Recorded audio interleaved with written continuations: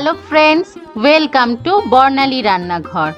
আজকের পর্বে আমি খুবই ইজি অথচ টেস্টি একটা ডিমের রেসিপি নিয়ে হাজির হয়েছি। আজ আমি বানিয়ে দেখাচ্ছি ডিম কুমড়ো ভাজা। এখনকার বাচ্চারা সবজি খেতে চায় না, এইভাবে যদি ডিম কুমড়ো ভাজা করে খান বাচ্চারা বুঝতেই পারবে না ডিমের মধ্যে সবজি দেয়া আছে। আর এই রেসিপিটা ভাত রুটি সব কিছুর সাথে ভালো লাগে। ডিম কুমড়ো ভাজা বানানোর জন্য আমি সর্ষের তেল ব্যবহার করছি। 3 টেবিলস্পুন সর্ষের তেল গরম করে দিয়ে দিয়েছি সামান্য একটুখানি কালো জিরে আর একটা শুকনো লঙ্কা ফোড়নের জন্য দিয়ে দিলাম। যখন ফোড়নটা ভাজা হয়ে যাবে এর মধ্যে আমি একটা কাঁচা লঙ্কা কুচি দিয়েছি নিজেদের স্বাদ অনুযায়ী, আর একটা বড় সাইজের পেঁয়াজ কুচি আমি দিয়ে দিচ্ছি। এটাকে ভালো করে পেঁয়াজটাকে লাল লাল করে ভেজে নেব। ছোট বাচ্চাদের জন্য যদি বানান তাহলে লঙ্কাটা স্কিপ করতে পারেন।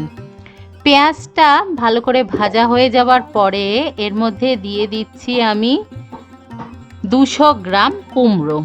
এখানে পাকা কুমড়ো ব্যবহার করেছি, আর কুমড়োটাকে ছোট ছোট করে কুচি করে কেটে নিয়েছি যাতে রান্নাটা খুব তাড়াতাড়ি হয়ে যায় আর ডিমের সাথে যাতে মিশে যায়। আমি মিডিয়াম ফ্লেমে ভালো করে এটাকে নাড়াচাড়া করে নিয়েছি 2-3 মিনিটের জন্য, আর তারপরে এর মধ্যে স্বাদ অনুযায়ী নুন দিয়ে দিলাম, সামান্য একটুখানি হলুদ গুঁড়ো দিয়ে দিচ্ছি আর একটু লঙ্কার গুঁড়ো দিচ্ছি। এটা অপশনাল, ঝাল খেতে পছন্দ না করলে নাও দিতে পারেন। মিডিয়াম ফ্লেমে ভালো করে নাড়াচাড়া করতে হবে। কুমড়ো রান্না হতে বেশি সময় লাগে না, 5 মিনিটের মধ্যেই কুমড়োটা একেবারে সফট হয়ে গেছে। এবার কুমড়োটাকে এক পাশে করে দিয়ে দিলাম 2 টেবিলস্পুন সর্ষের তেল। এবার এর মধ্যে আমি 2টো ডিম ফাটিয়ে দিয়ে দিচ্ছি।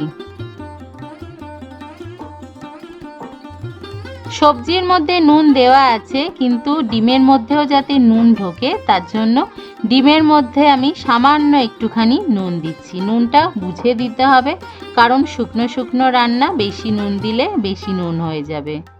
নুন দিয়ে ভালো করে ডিমটাকে আমি স্ক্র্যাম্বল বানিয়ে নিচ্ছি। প্রথমে ডিমটাকে স্ক্র্যাম্বল বানিয়ে তারপরে কুমড়োর সাথে এটা মেশাতে হবে। আপনারা চাইলে আগেও ডিমটা বানিয়ে পরে কুমড়োটা রান্না করে মেশাতে পারেন, কিন্তু এইভাবে করলে সময়টা অনেকটাই বেঁচে যায়। এবার ডিমটা স্ক্র্যাম্বল করে নেওয়ার পরে সেই কুমড়োর সাথে ভালো করে মিক্স করে দিচ্ছি, আর মিডিয়াম ফ্লেমে 1-2 মিনিটের মতো একটু নাড়াচাড়া করে নেওয়ার পরে দিয়ে দিচ্ছি 1 মুঠো ধনেপাতা কুচি। ধনেপাতা কুচিটা অবশ্যই দেবেন, স্কিপ করবেন না, একটা অসাধারণ টেস্ট এনে দেবে। ডিম কুমড়ো দিয়ে এত সুন্দর যে রেসিপি হয়, রেসিপিটা না বানালে বুঝতে পারবেন না। 1-2 মিনিট নাড়াচাড়া করে নিয়ে আমি নামিয়ে গরম গরম রুটির সাথে সার্ভ করেছি আমাদের আজকের রেসিপি ডিম কুমড়ো ভাজা।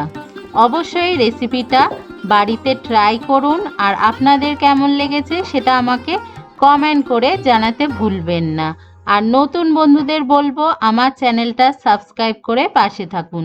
দেখা হবে আবার পরের রেসিপির সাথে। সবাই ভালো থাকবেন, ভালো খান, সুস্থ থাকুন। বাই।